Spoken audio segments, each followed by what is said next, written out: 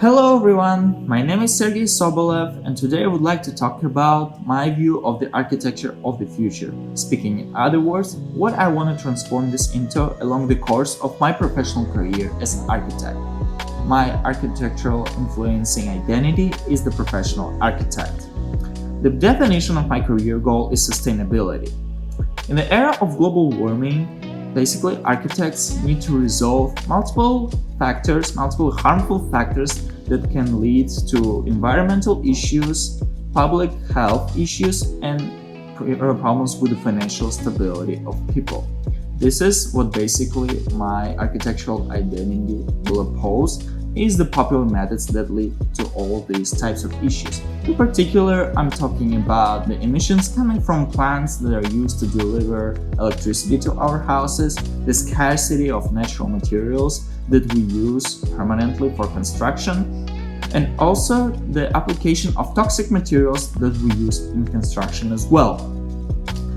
My method of introducing sustainability to resolve all of those issues is the application of green building design.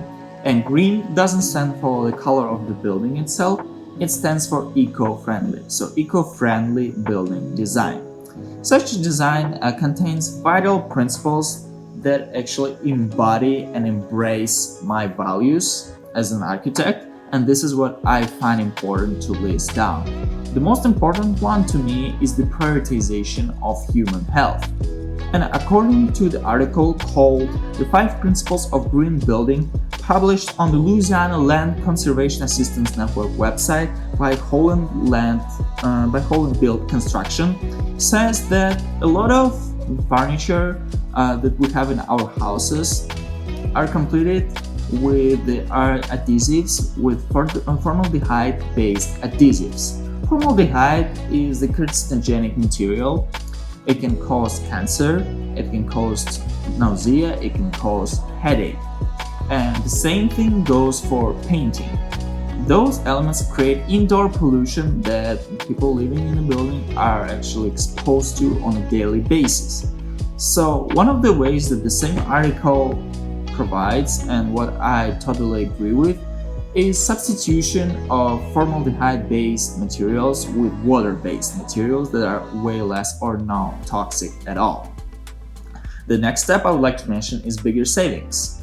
It has a lot to do with the application of green building materials that are way more durable and that require low maintenance. Low maintenance means that we don't need to spend too much money to fix something or to replace some of the finished materials that had been applied in the first place. Some of those green building materials are stone. It requires low maintenance, and it can be used for countertop in our houses. It can be used for our facade, and this is very comfortable and aesthetically pleasing material. And also the bamboo. The bamboo is renewable material, which makes it to actually be allowed to belong to the renewable and green building materials. And according to the article by Susan Mayer called 15 Green Building Materials for an Eco-Conscious Home, bamboo has a higher compressive strength than concrete and has a higher tensile strength than steel, which is surprising to me. And I guess there is no wonder why so many buildings in Asia, where bamboo is a ubiquitous and widespread material, is so popular in building construction.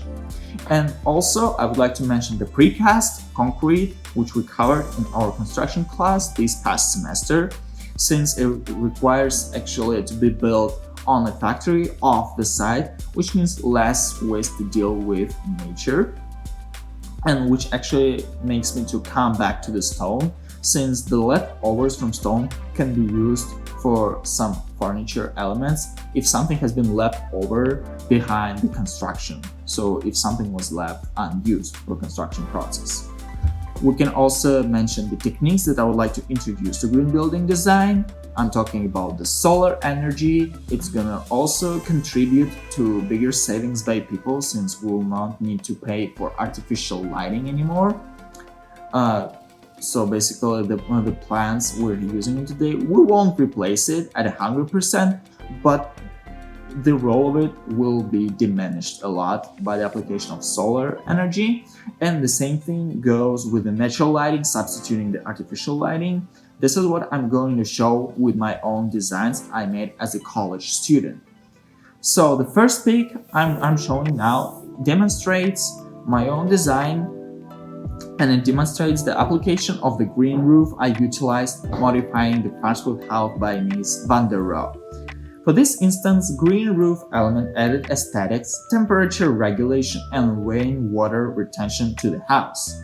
Besides, the roof has also got a terrace. It can be used as a place of hiding from sunlight in case someone claims that this is too hot to be located on the top of the roof. And the next design I would like to show illustrates the skylight advantage once it comes to saving money on electricity.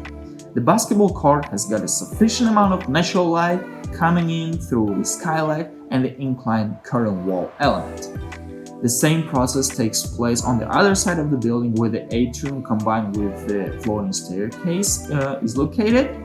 This is what you can see on this current render. I believe that my design approach will contribute to the public health of the society, since I'm going to eliminate toxic and inefficient materials out of the public architecture. Also, my architecture will be marked as cost-effective.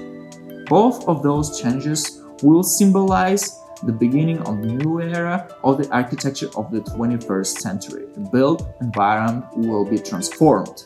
It will become green and integrated with nature, which will positively affect people's experience and their welfare being inside this new type of building. Thank you for your attention and have a wonderful day.